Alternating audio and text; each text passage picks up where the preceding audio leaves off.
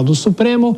Beatriz, até daqui a pouquinho, a gente continua em Brasília, agora com a Janaína Camelo mais uma vez. O ministro Alexandre de Moraes autoriza o compartilhamento de provas produzidas contra o ex-deputado Eduardo Bolsonaro na investigação por coação. Como será esse processo, hein, Janaína? Pois é, Tiago, o ministro autorizou o compartilhamento de informações desse inquérito num processo disciplinar que foi aberto pela Polícia Federal contra Eduardo Bolsonaro. Então, eles vão poder, foi um pedido da própria Polícia Federal para que usasse essas informações nesse inquérito, que é aquele inquérito em que Eduardo Bolsonaro ele é investigado por coação no julgamento do pai, né, de Jair Bolsonaro na trama golpista, estando lá nos Estados Unidos, fez ameaças, enfim. Então, o ministro autorizou, aceitou esse pedido da Polícia Federal e autorizou, então, que essas informações sejam compartilhadas, porque, Tiago, o Eduardo Bolsonaro, ele ainda mantém o cargo dele de escrivão da Polícia Federal, né? Então, esse cargo dele agora vai passar por um processo disciplinar administrativo.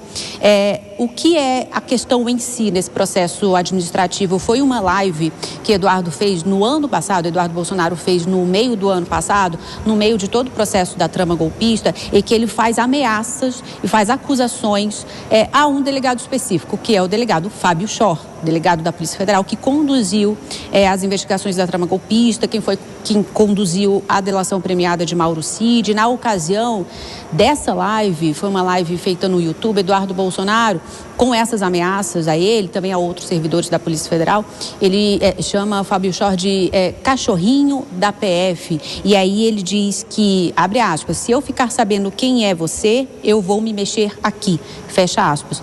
Então, esse processo foi aberto dentro da Polícia Federal e agora vai ser compartilhado junto com essas informações que foram apuradas nessa investigação que Eduardo responde por coação. É investigado por coação no processo da trama, no julgamento da trama golpista. Só lembrando, Tiago, só para concluir, que Fábio Chor, ele hoje atua no gabinete do ministro Alexandre de Moraes, né? Recentemente, ele foi nomeado para atuar nos processos ali ao lado do ministro, viu?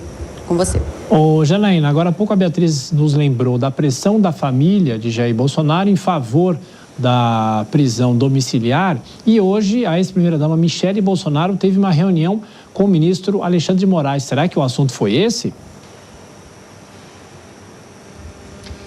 O assunto foi esse, sim.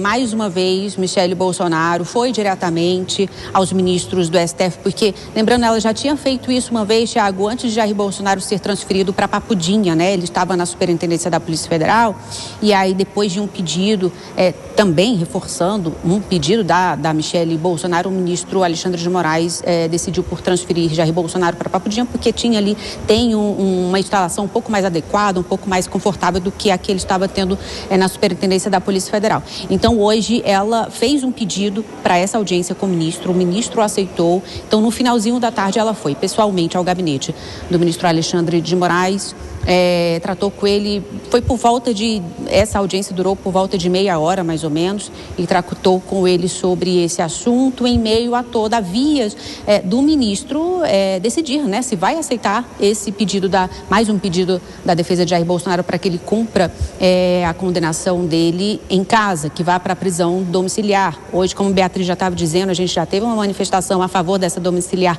pela Procuradoria-Geral da República, e essa visita de Michele Bolsonaro ao ministro Alexandre de Moraes se soma a uma outra visita de Tarcísio de Freitas, que foi na semana passada, a outra visita que foi de Flávio Bolsonaro também na semana passada, ambos ao gabinete do ministro Alexandre de Moraes, com esse mesmo objetivo, também pedir para que ele conceda uma prisão domiciliar a Jair Bolsonaro, e agora é só a expectativa para saber qual vai ser a resposta do ministro. Tiago.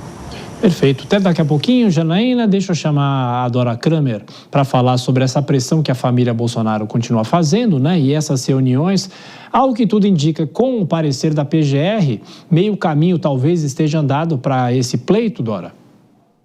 Olha, a avaliação geral é que é mais do que meio caminho, né? Que o ministro Alexandre de Moraes não pediria esse parecer da PGR se ele pretendesse recusar, como ele fez outras vezes. Se eu não me engano, outras 3 vezes. Esse seria o 4º pedido de prisão domiciliar. Então, quando ele pede o parecer da PGR, já fica o indicativo de que ele vai conceder. Falta agora o laudo, a opinião dos médicos, e tem uma outra questão que essa é para depois, né? Há uma impressão geral de que ele vai se conceder, sim, essa prisão domiciliar agora, com atenção no seguinte ponto: se o ex-presidente vai mesmo para casa para se cuidar, ser mais bem atendido, ou se vai transformar a casa dele, naquele condomínio em Brasília, num comitê eleitoral.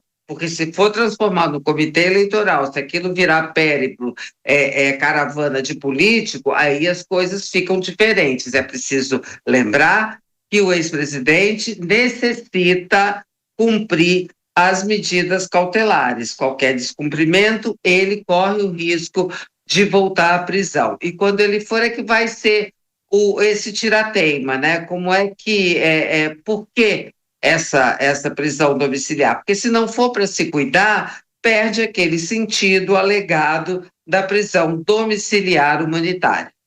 Deixa eu voltar com a Janaína Camelo aqui. O ministro Flávio Dino pediu esclarecimentos a deputados do PL sobre suposto uso de emendas na produção de um filme.